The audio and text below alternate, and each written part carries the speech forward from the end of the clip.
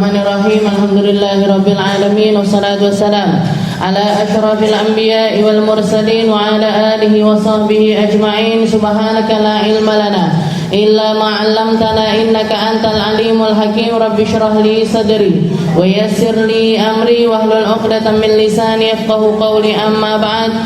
Alhamdulillah ala nikmatil Islam, alhamdulillah ala nikmatil iman, wa kafa biha min ni'mah. Alhamdulillah, segala puji bagi Allah Subhanahu wa ta'ala yang memberi kita nikmat Islam iman, memberi kita nikmat sehat sempat, memberi kita kenikmatan untuk selalu dan selalu memperbaiki perkara ibadah kita kepada Allah Subhanahu wa ta'ala lewat syariatnya Nabi kita Nabi Muhammad sallallahu alaihi wasallam. Sebuah syariat yang mengatur segala macam aspek kehidupan seorang manusia, baik hubungan antara dirinya dengan Tuhannya ataupun juga hubungan manusia tersebut dengan sesama manusia. Semua diatur oleh Allah Ta'ala di dalam Al-Quran, semua diatur oleh Allah Subhanahu wa Ta'ala lewat perantara Nabi besar kita Nabi Muhammad sallallahu alaihi wasallam. Di pertemuan yang lalu kita sudah membahas tentang fadilatus shalah ataupun juga definisi dari salat itu sendiri. Allah Subhanahu wa ta'ala mengatakan di dalam Al-Qur'an, "Khudh min amwalihim shadaqatan tutahhiruhum biha wa tuzakkihim wa shalli 'alaihim." Di dalam Al-Qur'an Allah Ta'ala mengatakan, wahai Muhammad, ambillah, khudh min amwalihim, ambillah harta-harta orang-orang kaya sebagai bentuk penyucian dari harta mereka, juga sebagai bentuk penambahan dari harta tersebut. Wasalli alaihim, setelah itu sholatlah kamu atas mereka. Para ulama mengatakan yang di awal ketika Allah Ta'ala mengatakan khudh min amwalihim shadaqah, ambillah harta sedekah dari orang-orang kaya sebagai bentuk keberkahan di dalam hartanya, juga pembersihan dari harta tersebut.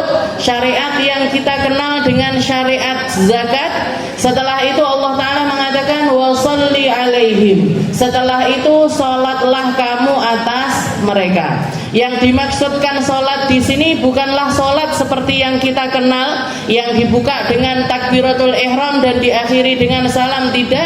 Tapi yang dimaksudkan oleh Allah Ta'ala adalah agar Nabi Muhammad SAW mendoakan khusus bagi para pelaku zakat.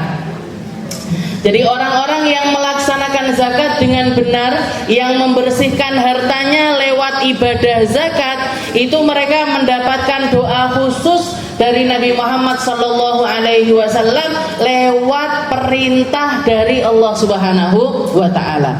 Nah, maka diambil juga dari kalimat ini atau dari ayat ini bahwasanya sholat secara bahasa itu adalah ad-du'a bi khair, doa yang baik.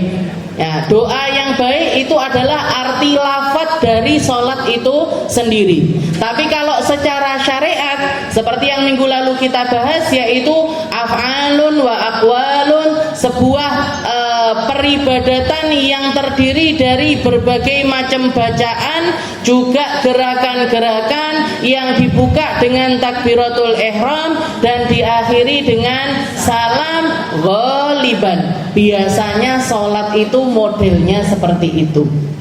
Mau itu sholat wajib, mau itu sholat sunnah, mau itu sholat jenazah, nah, semuanya dimulai dengan takbiratul ihram dan diakhiri dengan salam.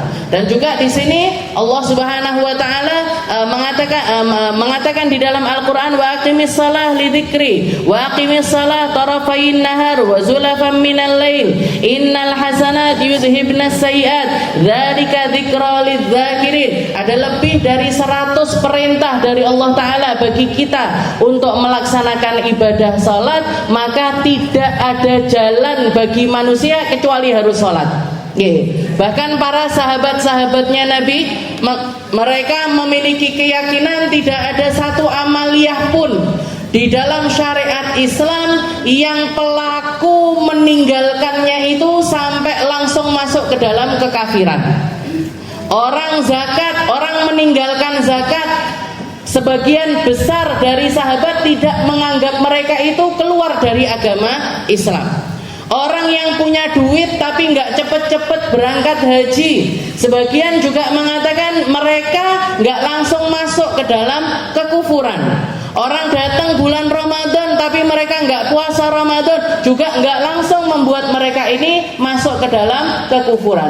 Tapi buat para peninggal sholat yang nggak melaksanakan sholat, apalagi tidak melaksanakannya karena jahdan, karena nggak percaya sholat itu hukumnya adalah wajib, maka langsung masuk ke dalam kekafiran. Haram disolati, haram dikuburkan di pemakamannya orang muslim. Jadi orang yang nggak melaksanakan sholat karena nggak percaya sholat itu wajib, ketika ditanya kenapa kamu kok nggak sholat duhur misalkan, kenapa kamu kok nggak sholat duhur, kayaknya duhur itu nggak wajib, sing wajib mek subuh karo maghrib.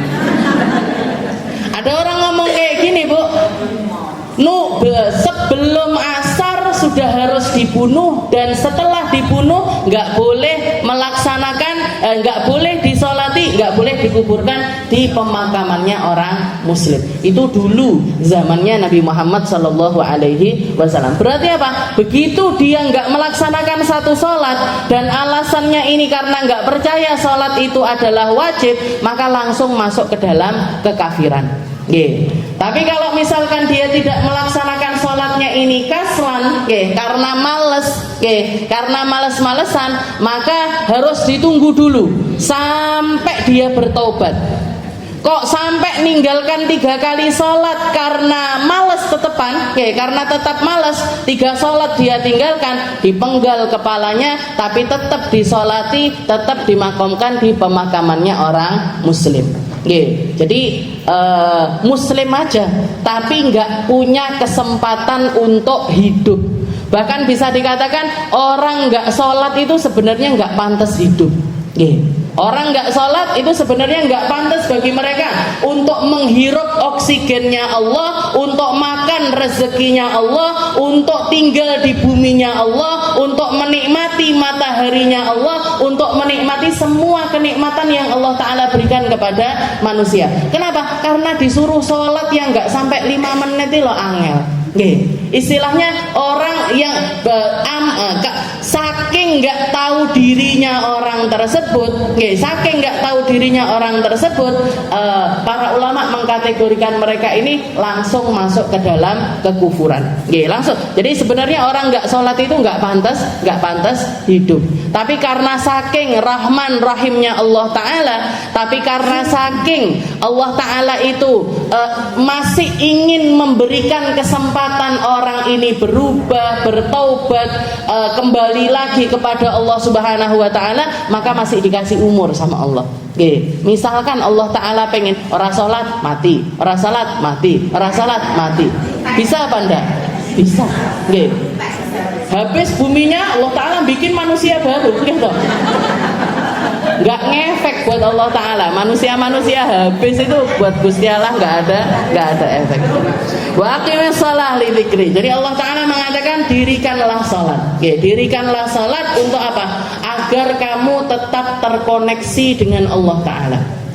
Agar kamu memiliki makna kehidupan, agar kamu nyambung sama sang pemberi kehidupan itu sendiri.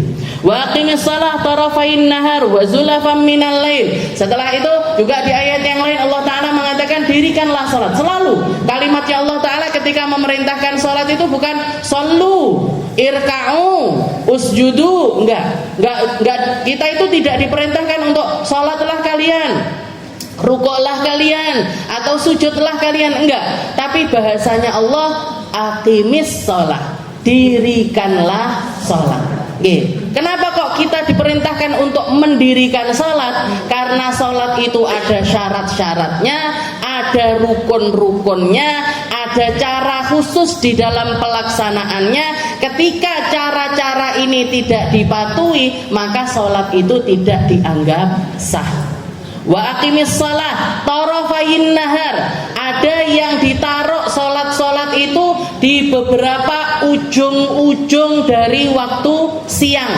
ujung-ujung dari waktu siang, ada yang di pertengahan siang, ada yang ketika dilukulli syai'in mithlah, yang bayangan dari semua benda itu 2 kali lipat dari bendanya, atau yang kita kenal dengan sholat asar. Wa zulafam minal lail, juga beberapa waktu di waktu malam, yaitu waktu maghrib, waktu isya, dan juga waktu subuh. Nah, totalnya ada 5 kali salat. Innal hasanat yudhibnas sayiat. Katanya Allah Ta'ala, sungguh setiap amal kebaikan itu mampu menghapuskan keburukan-keburukan yang kalian lakukan. Makanya Nabi Muhammad mengibaratkan salat itu kayak sungai. Semacam sungai yang airnya itu jernih, yang airnya itu ngalir deras. Katanya Nabi Muhammad kepada para sahabat, wahai para sahabatku, misalkan ada orang setiap harinya itu 5 kali dia mandi di sungai ini, kira-kira masih tersisa kotoran enggak di dalam badan orang tersebut? Katanya para sahabat, ya enggak ya Rasul, mesti resik terus badannya. Ya pasti bersih terus-terusan badannya hamba tersebut. Katanya Nabi Muhammad, seperti itulah sholat bagi hambaku, seperti itulah sholat bagi umatku. Mereka itu semacam pembersihan diri 5 kali, sehingga setiap kesalahan yang dia lakukan di antara waktu tersebut akan diampuni oleh Allah Subhanahu wa ta'ala. Sholat subuh ke duhur, dosa antara subuh ke duhur ini diampuni sama Allah. Duhur ke asar, dosa antara duhur ke asar ini diampuni sama Allah. Terus seperti itu, sehingga apa? Sehingga dia ini setiap harinya terus-terusan dalam keadaan bersih, dan kapanpun waktu Allah Ta'ala ingin mengambil hamba tersebut, dia akan berada di saat yang bersih, dohirnya bersih juga batinnya. Karena orang meninggal ini kan nggak pakai izin, nggak pakai waktu, nggak pakai. Tadi malam, tengah malam saya dapat kabar guru saya, Hubabah Maryam bin Hafid, al-masyhur yang ada di Hadramaut sana, itu meninggal dunia. Padahal hari Ahad kemarin Ustazah Kiki, teman saya yang ada di Temboro, itu masih WA-an sama beliau. Dan murid-muridnya, santri-santrinya mengatakan, kemarin beliau masih ngajar kita.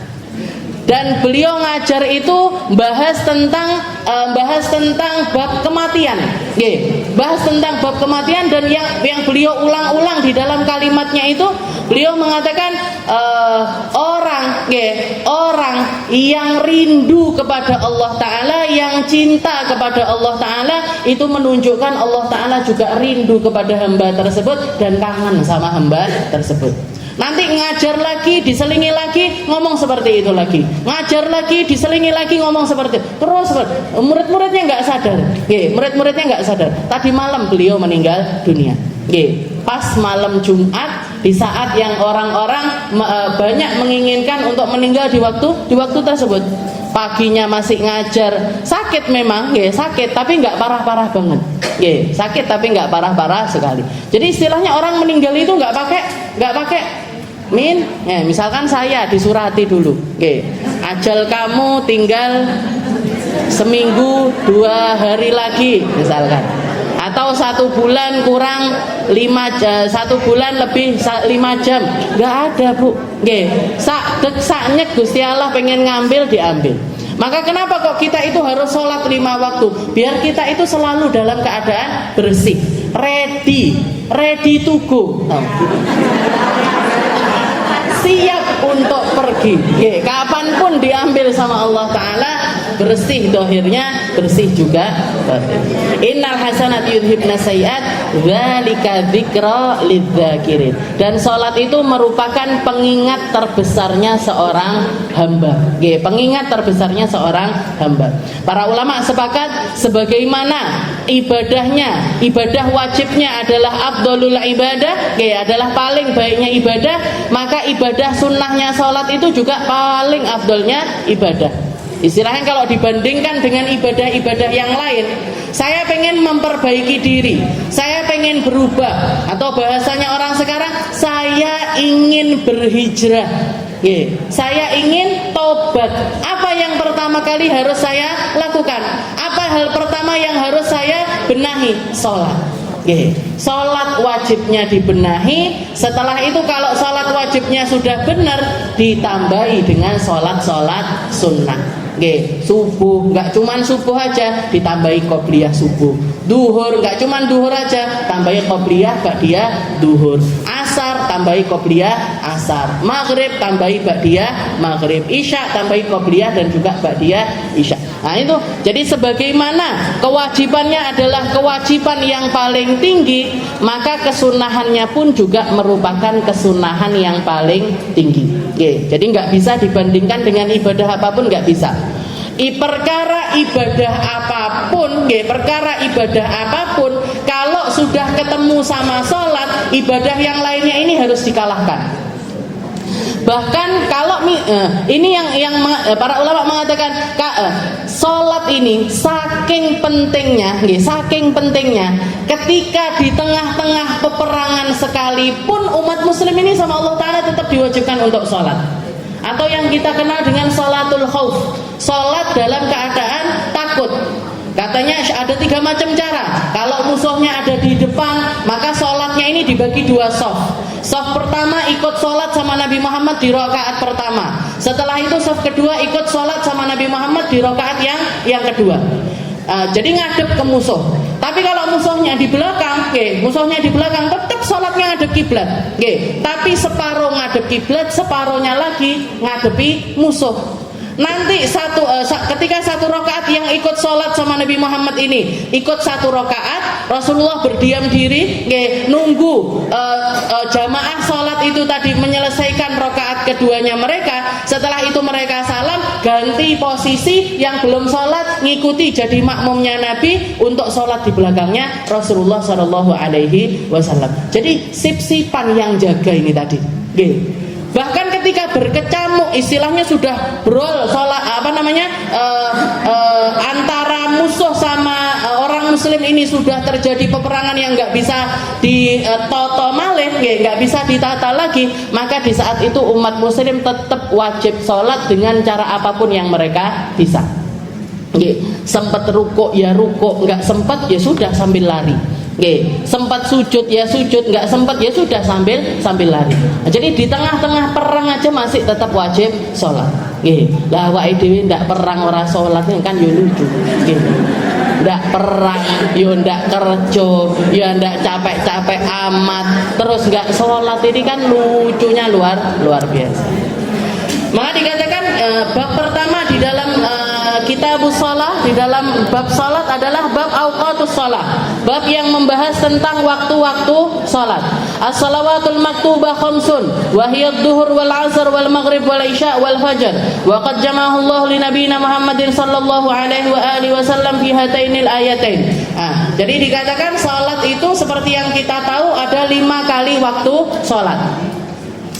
Diwajibkan oleh Allah Ta'ala fi lailatul Isra wal Mi'raj, di malam Isra Mi'raj, pada tahun ke-11 dari kenabian. Jadi ketika Nabi Muhammad masih ada di negeri Makkah, Rasulullah belum hijrah ke negeri Madinah, di tahun ke-11 minan nubuwah dari kenabiannya Nabi, setelah kejadian istrinya meninggal, setelah kejadian pamannya meninggal, setelah kejadian beliau pergi ke Taif untuk hijrah tapi ditolak sama para penduduk Taif, bahkan pulang dalam keadaan berdarah-darah.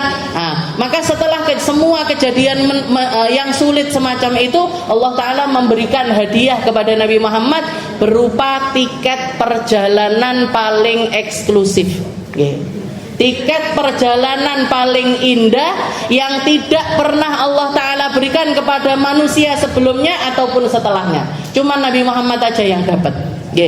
Dikasih sama Allah Ta'ala, beliau diperjalankan, subhanalladzi asra bi 'abdihi lailan minal masjidil harami ilal masjidil aqsa alladzi barakna haula. Nabi Muhammad diperjalankan dari Masjidil Haram ke Masjidil Aqsa, dari Masjidil Aqsa ke Sidratul Muntaha. Tujuan utamanya apa? Tujuan utamanya untuk mendapatkan syariat salat. Dapat pulang ini Nabi Muhammad bawa oleh-oleh untuk umat, yaitu sholat 5 waktu. Yang sebelumnya 50 kali waktu sholat. ditawar sampai akhirnya jadi 5 kali sholat. Dikatakan ketika begitu Rasulullah itu kembali, kan sudah dapat perintah di malam hari, gitu. Dapat perintah malam hari, harusnya subuh kan sudah sholat. Tapi ternyata subuh waktu itu Rasulullah belum sholat. Kenapa? Karena beliau dapat perintah sholat, tapi belum dapat perintah caranya melaksanakan sholat. Sebelum itu Nabi Muhammad apa enggak sholat? Semua Nabi mulai dari zaman Nabi Adam sampai Nabi Muhammad sebelum dapat kewajiban sholat 5 waktu tetap melaksanakan sholat. Tapi waktunya bagaimana, caranya bagaimana, wallahu a'lam. Ada yang mengatakan sholatnya itu 2 kali, pagi sekali, sore sekali. Nah, ada yang mengatakan seperti itu cara sholatnya Nabi. Nah, tapi setelah dapat perintah sholat, dapat kewajiban sholat 5 waktu. Baru dikatakan malaikat Jibril itu mendatangi Nabi Muhammad di waktu duhur. Makanya di dalam hadis Rasulullah mengatakan, amma Jibril itu pernah mengimami aku sholat 2 kali. Saya pernah sholat itu diimami sama malaikat Jibril dua kali. Jibril datang kepadaku di waktu duhur di awal waktu. Setelah itu mengatakan kepada Nabi, ya Muhammad sholli, ya wahai Muhammad sholatlah di belakangku. Sholat Nabi 4 rakaat. Habis itu asar datang lagi di awal waktu, sholat lagi sama Nabi. Maghrib datang lagi, isya datang lagi, subuh datang lagi. Hari pertama itu semuanya di awal-awal waktu. Besoknya lagi malaikat Jibril tetap datang lagi, duhur, asar, maghrib, isya, subuh. Tapi semuanya di akhir-akhir waktu. Oke, semuanya di waktu-waktu akhir dari waktu sholat tersebut. Setelah selesai 2 hari berturut-turut malaikat Jibril ini ngimamin Nabi Muhammad sholat. Setelah itu malaikat Jibril mengatakan, ya Muhammad as-sholat ma bainahuma. Sholat bisa dilaksanakan oleh umatmu di antara 2 waktu kemarin sama hari ini. Nah, yang kemarin saya sholat di awal-awal waktu, yang sekarang saya sholat di akhir-akhir setiap waktu sholat. Nah, orang bisa sholat di awal, bisa di tengah, bisa di akhir pun juga masih tetap sah. Nah, yang penting nggak keluar dari waktu tersebut, juga nggak kurang dari waktu tersebut. Jadi sholat itu inna sholata kanat 'alal mu'minina kitaban mauquta. Katanya Allah Ta'ala, sholat itu ibadah yang memiliki waktunya masing-masing. Berarti apa? Tidak boleh diawalkan, juga tidak boleh diakhirkan. Diawalkan tidak boleh. Aku repot jam 11 tak duhuran naik. Duhuran jam 11 siang, masa nggak boleh? Kan cuma tinggal 15 menit atau tinggal 20 menit, masa nggak boleh? Nggak bisa. Duhur baru bisa dilaksanakan setelah waktu masuk duhur. Asar baru bisa dilaksanakan setelah masuk waktu asar. Nah, seperti itu. Makanya malaikat Jibril mengatakan as-salat bainahuma. Salat bisa dilakukan di antara 2 waktu kemarin. Dikatakan subhanallah hina tumsun wa hina tusbihun wa lahul hamdu fis samawati wal ardi wa 'ashiyyan wa hina tudhirun. Dikatakan di dalam ayat yang lain Allah Taala mengatakan subhanallah, maha suci Allah, hina tumsun, di waktu sore. Di situ ada syariat salat asar. Wa hina tusbihun, juga di waktu subuh. Ada perintah salat di waktu subuh. Walal hamdu bis samawati wal ardi wa 'ashiyyan wa hina tudhirun. Dan segala puji bagi Allah Ta'ala yang dipuji di langit maupun di bumi di waktu isya dan juga waktu duhur. Nah, di 2 ayat ini ada kewajiban sholat di 4 waktu. Di ayat yang lain Allah Ta'ala mengatakan aqimis shalah liduluki syamsi ila ghasaqil lail wa qur'anal fajr inna qur'anal fajri kana masyhuda. Katanya Allah Ta'ala, dirikanlah salat liduluki syamsi, ketika matahari itu sudah tergelincir, sudah tergelincir ke arah barat, sudah tergelincir ke arah barat, ila ghasaqil lail, sampai menjelang malam. Di situ ada syariat sholat duhur sama sholat asar. Setelah itu ila ghasaqil lail, sampai waktu malam. Berarti ada kewajiban sholat maghrib dan juga sholat isya. Wa Qur'anal fajr. Setelah itu Quran di waktu fajar. Ada kewajiban sholat fajar. Ada kewajiban sholat subuh. Inna Qur'anal fajri kana masyhuda. Sungguh bacaan Al-Quran di waktu subuh, di waktu fajar itu persaksiannya itu luar biasa dari Allah Subhanahu wa taala. Jadi sholat dibikin sama Allah taala memiliki waktu-waktu yang semacam.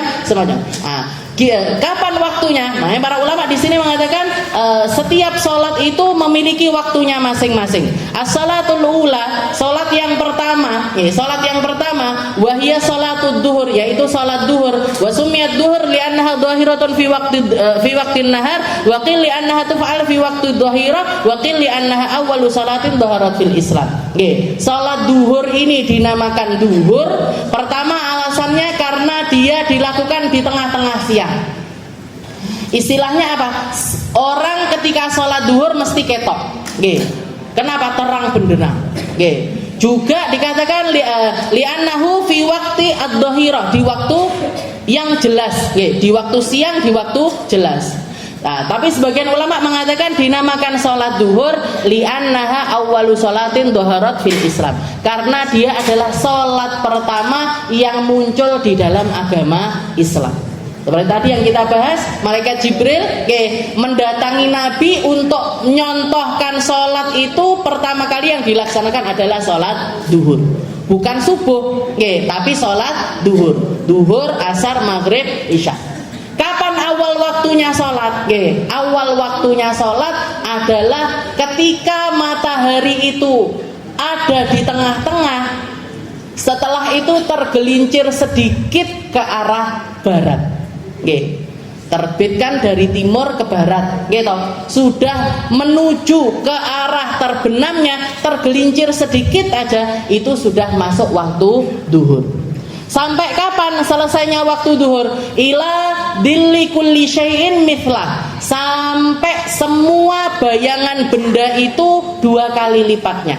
Jadi kalau jenengan mau tahu, nggak punya jam, nggak jauh dari masjid, nggak ada Muslim Pro dan lain sebagainya, nggak punya aplikasi untuk nyari tahu waktu sholat, jenengan tersesat di tengah hutan misalkan, itu caranya ngelihat waktu sholat gimana? Kalau misalkan jenengan ngasih barang di bawah matahari secara langsung, setelah itu diukur bayangannya benda dengan bendanya ini tadi sudah setara, maka itu berarti sudah selesai dari jamnya waktu sholat duhur. Jadi yadkhul bi zawali syams wa yakhruj idza sara dillu kulli syai'in mithlah. Jadi kalau sudah misalkan ini tingginya 1 meter misalkan gitu, 1 meter, diukur bayangannya benda 1 meter lebih 1 senti. 1 meter lebih 1 senti, berarti apa? Sudah masuk waktu asar, habis waktu duhur. Walaupun kita di zaman sekarang ini sudah sangat digampangkan dengan waktu sholat. Pokoknya wes adzan ya sudah bisa sholat.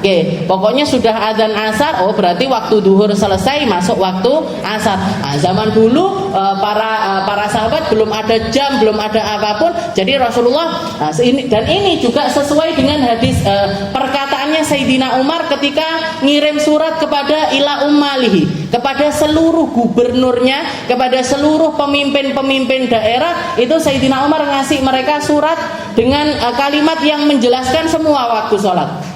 Sayyidina Umar mengatakan di awal suratnya itu beliau mengatakan inna ahamma amrikum alai indiyas salah. Katanya Sayyidina Umar, wahai para bawahanku, menteri-menteriku, pejabat-pejabatku, sungguh semua perkara kalian, pekerjaan kalian di kepemerintahan ini semuanya adalah sesuatu yang penting. Tapi ada sesuatu yang lebih penting daripada itu semuanya, yaitu perkara sholat. Maka sholatlah kamu. Kapan? Ketika matahari sudah tergelincir ke arah barat. Sampai kapan? Sampai dillu kulli syai'in mithlah, sampai bayangan benda itu setara dengan bendanya dan lebih sedikit. Kenapa? Karena waktu itu sudah selesai waktu duhur.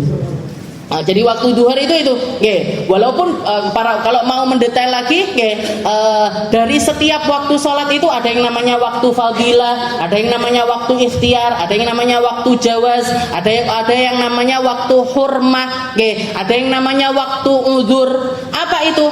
Jadi dari sekian masa sholat ini tadi, ada jam-jam waktu di mana Allah Ta'ala itu memberikan pahala lebih bagi yang melaksanakannya di awal waktu. Disebut sama para ulama namanya waktu fadilah.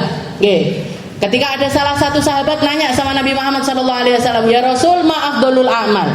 Ya Rasul, amal yang paling baik itu apa? Jawabannya Nabi Muhammad, as-salat fi awalil waqt, salat di awal waktu. Kalau kita mau dapat sholat di awal waktu, yang katanya Nabi Muhammad jadi amal yang paling baik, ini seberapa ini? Dari waktu ini tadi seberapa? Dikatakan dari masuk waktunya dari begitu azan, begitu masuk waktu sholat sampai waktu di mana hanya dipakai untuk persiapan sholat sekaligus sholat. Persiapan sholat itu apa? Wudhu, bersih-bersih, bawa mukena. Kalau jenengan berangkat ke masjid, ya perjalanan ke masjid, bleber sajadah, ngenteni imam dan lain sebagainya. Itu semuanya adalah kalau kita itu menghabiskan waktu hanya untuk perkara yang kaitannya dengan sholat, setelah itu kita sholat, maka berarti kita sholat di waktu yang namanya waktu fadilah. Waktu yang paling afdol, waktu yang paling baik untuk melaksanakan sholat. Nah, itu kriteria yang pertama, yang paling atas. Nanti ada juga namanya waktu ikhtiar. Apa waktu ikhtiar? Waktu seseorang ini boleh melaksanakannya. Kapan? Begitu selesai waktu fadilah sampai menjelang habisnya waktu, sampai menjelang habisnya waktu, tapi yang penting nggak sampai sholatnya ini ada bagian yang keluar dari waktunya. Maka di situ namanya adalah waktu ikhtiar. Boleh. Orang itu sholat duhur jam 12. Kan duhur setengah 12 setengah 12 boleh, jam 12 boleh, setengah 1 boleh, jam 1 boleh, jam 2 boleh. Sampai kapan bolehnya? Sampai dia bisa melaksanakan sholat secara utuh di waktu duhur. Kalau sampai sebagian sholatnya ini tadi keluar dari waktu duhur, sudah namanya bukan waktu ikhtiar, tapi namanya waktu hurmah. Ada yang haram di sebagian sholatnya dia, meskipun sholatnya tetap sah. Saya sholat Ustazah, baru Allahu Akbar, Allahu Akbar, Allahu Akbar. Gimana ini nasib sholat saya ini? Gimana? Dibatalkan, mengulangi lagi sholatnya, diganti jadi kodoan. Karena otomatis kalau yang pertama kan dia niatnya adaan, niat sholat di waktunya sholat. Apa tak ganti jadi kodoan Ustazah? Nggak perlu. Karena awal takbiratul ihramnya kita ini masih ada di waktu duhur, masih ada di waktu duhur, maka di situ sholatnya tetap sah, sholatnya tetap sah, walaupun sebagian sholatnya itu dilakukan di waktu yang haram. Kenapa? Karena sudah selesai dari waktunya duhur. Jadi ada yang namanya waktu ikhtiar, ada yang namanya waktu jawaz, ada yang namanya waktu uzur. Ketika orang punya uzur sholat, lagi perjalanan jauh misalkan, atau lagi sholat sakit yang parah sekali, yang nggak bisa bangun dan lain sebagainya, maka di situ ada yang namanya waktu uzur. Waktu uzur ini waktunya duhur, juga waktunya asar, waktunya asar, juga waktunya duhur. Jenengan punya pilihan, saya mau bepergian dari Tulungagung ke Surabaya. Saya mau bepergian dari Tulungagung ke Surabaya. Oh, berarti saya punya udhur sholat, saya punya udhurnya sholat. Apa itu? Safar. Gimana ini? Saya mau sholat duhur sama asar, gimana caranya? Silahkan milih. Mau menjadikan duhur asar itu di waktu duhur, atau duhur asar itu di waktu asar. Kalau dilakukan di awal namanya apa namanya? Jamak takdim. Kalau di waktu yang kedua namanya jamak takhir. Jadi duhur asar itu punya namanya waktu udzur, maghrib isya juga punya waktu udzur, waktunya maghrib ya waktunya isya juga waktunya duhur. Tapi ketika waktunya maghrib juga waktunya isya juga waktunya maghrib. Nah, tapi ini nggak bisa dilakukan kecuali seseorang itu punya udzurnya sholat. Kalau nggak punya udzurnya nggak boleh. Nggih. Mas, maneman iki sinetrone, nggih. Sinetrone maneman, nggih. Masa di pause tengah-tengah atau masa saya nanti ketinggalan dan lain sebagainya. Gimana ini? Salatnya digeser ae lah, nggih. Duhure engko pas asar. Gimana? Enggak boleh. Nggih. Jenengan punya gawe mantu geden, nggih. Ngundang-undangan 1000 orang misalkan, nggih. Bikin undangan 1000 orang.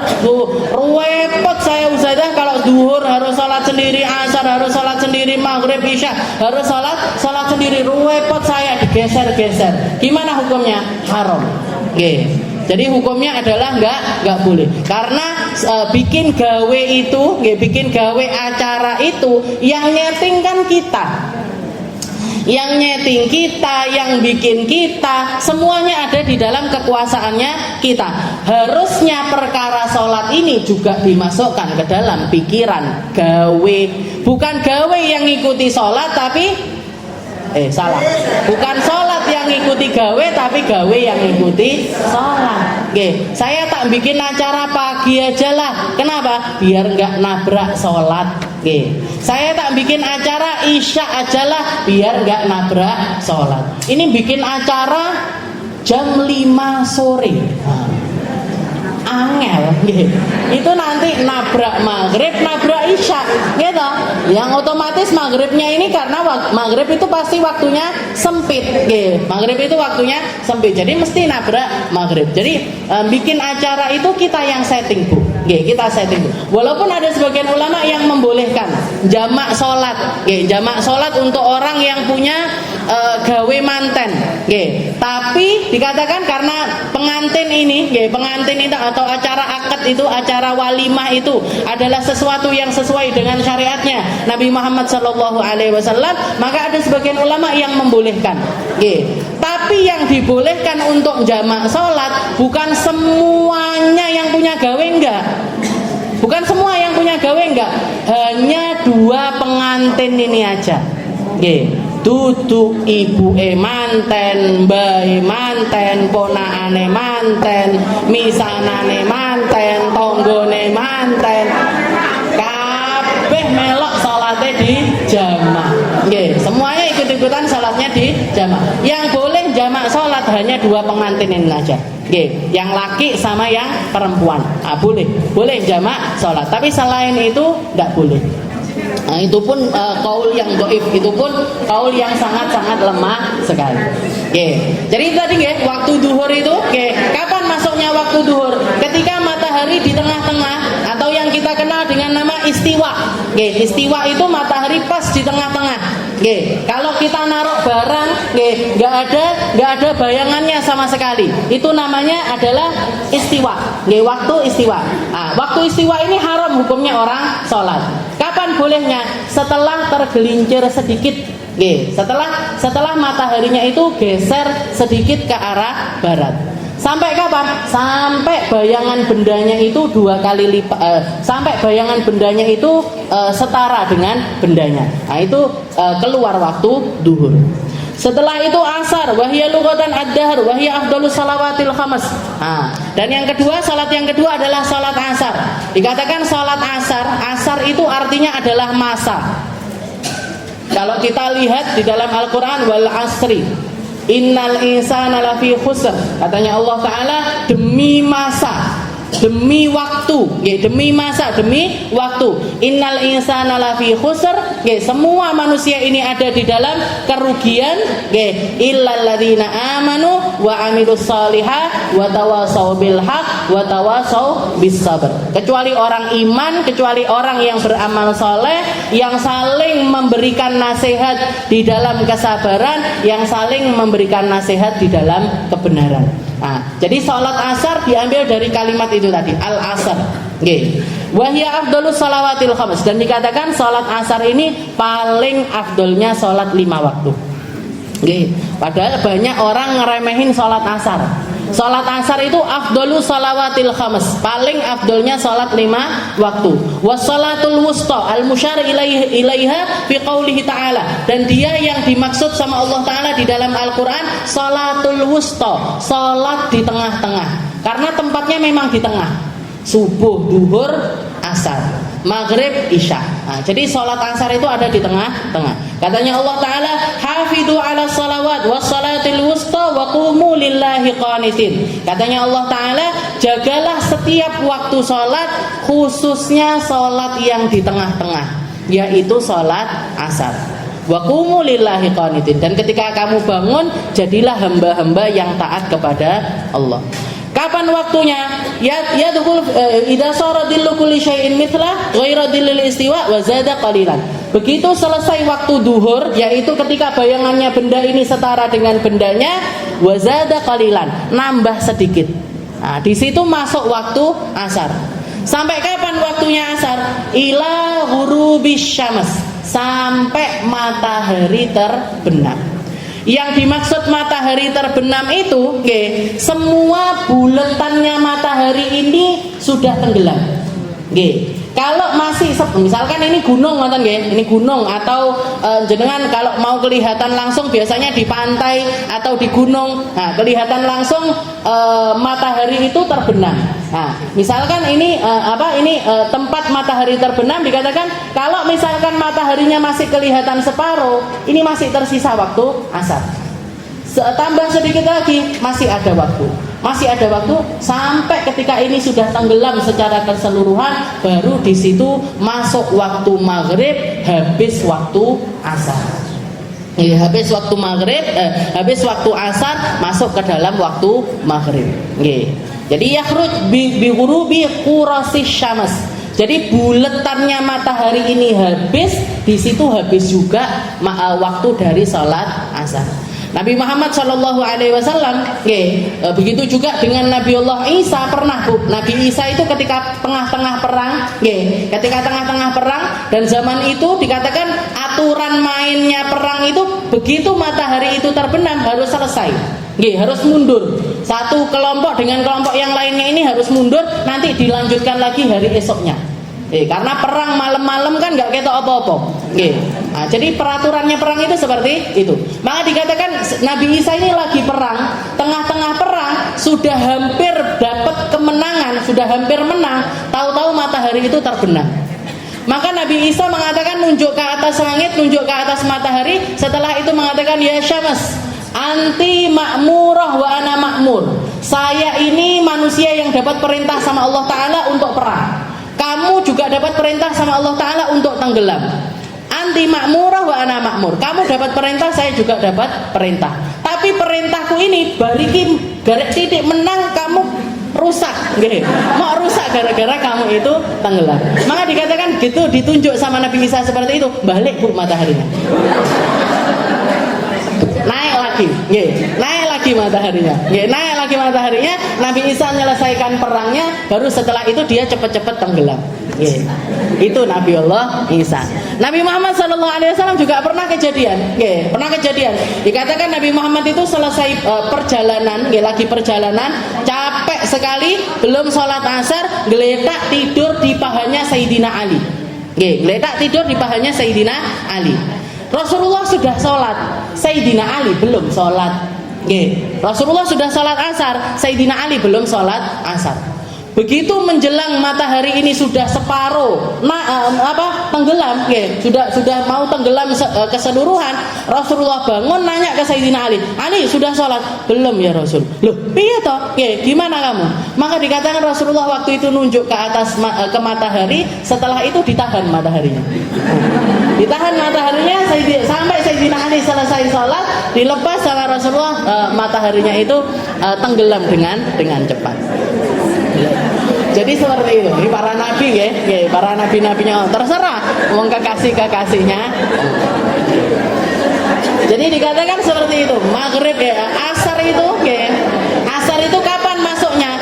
Ketika bayangan bendanya setara dengan bendanya lebih sedikit, sampai masuknya seluruh kurasi syams. Buletannya matahari itu masuk secara keseluruhan, di situ selesai waktunya sholat asar.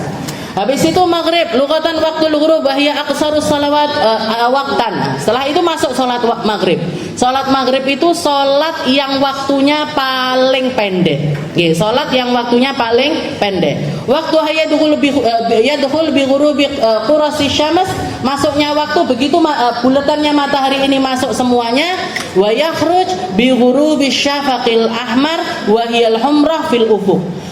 Habisnya waktu maghrib adalah ketika semua mega-mega merah itu habis, ganti gelap semuanya.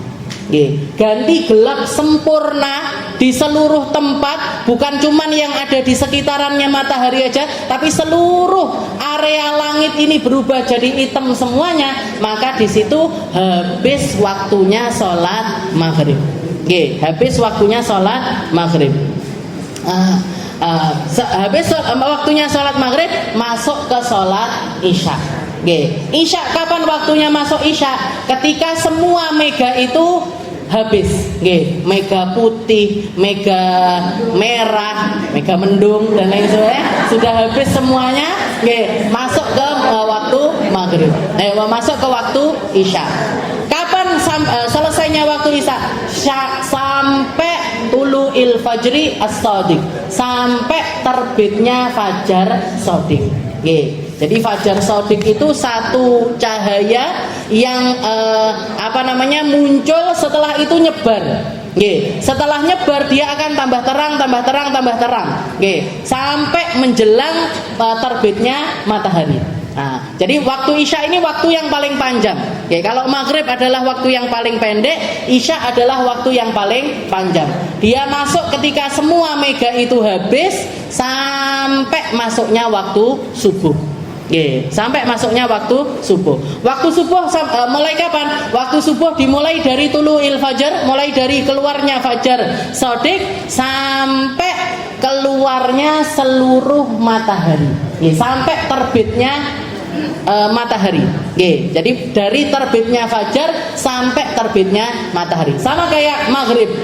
Kalau maghrib sampai buletannya matahari ini habis semuanya. Kalau subuh selesainya waktu adalah ketika buletannya matahari ini keluar semua. Kalau mataharinya sudah muncul secara sempurna, di situ habis waktunya sholat subuh. Habis waktunya sholat subuh. Di waktu ini satu-satunya waktu kosong dari waktu sholat adalah antara terbitnya matahari sampai sholat duhur. Sampai sholat duhur. Makanya para ulama mengatakan Dajjal itu nanti keluarnya di antara waktu ini, antara subuh sampai duhur. Karena di waktu itu orang banyak lalai, di waktu itu nggak ada waktu sholat. Jarak antara azan itu panjang, jadi nggak ada orang sholat itu. Sholat isya kan juga panjang waktunya, iya. Tapi rata-rata orang itu di semua waktu itu ada orang sholat. Orang sholat isya itu jam 7 pas ada, jam 8 ada, jam 9 ada, ada yang sholat asarnya jam 12 malam, ada yang sholat asarnya mereka tetap bisa sholat di waktu tersebut. Tapi kalau subuh sampai ke duhur ini nggak ada waktu sholat. Makanya dikatakan Dajjal itu nanti keluarnya di antara waktu subuh sampai duhur. Nas'alullah as-salam. Jadi 5 waktu ini tadi adalah waktu yang diajarkan sama malaikat Jibril, dicontohkan kepada Nabi kita Nabi Muhammad SAW, dan beliau mengatakan as-salat bainahuma ya Muhammad. Salat itu bisa dilaksanakan di antara dua waktu tersebut, antara awal waktu sampai akhir waktu. Antara awal waktu sampai akhir waktu. Salat nggak boleh diawalkan, juga nggak boleh diakhirkan. Nggak boleh diawalkan, nggak boleh diakhirkan, harus ada di waktu-waktu yang diaturkan oleh Allah Subhanahu wa ta'ala. Tapi alhamdulillah zaman kita adalah zaman gampang, ada azan, ada aplikasi adzan, ada segala macam hal yang bisa menunjukkan kita kapan waktu-waktu dari sholat tersebut. Insyaallah minggu depan kita akan bahas tentang a'dzarus sholat, tentang udzur-udzurnya sholat. Wallahu a'lam bishawab.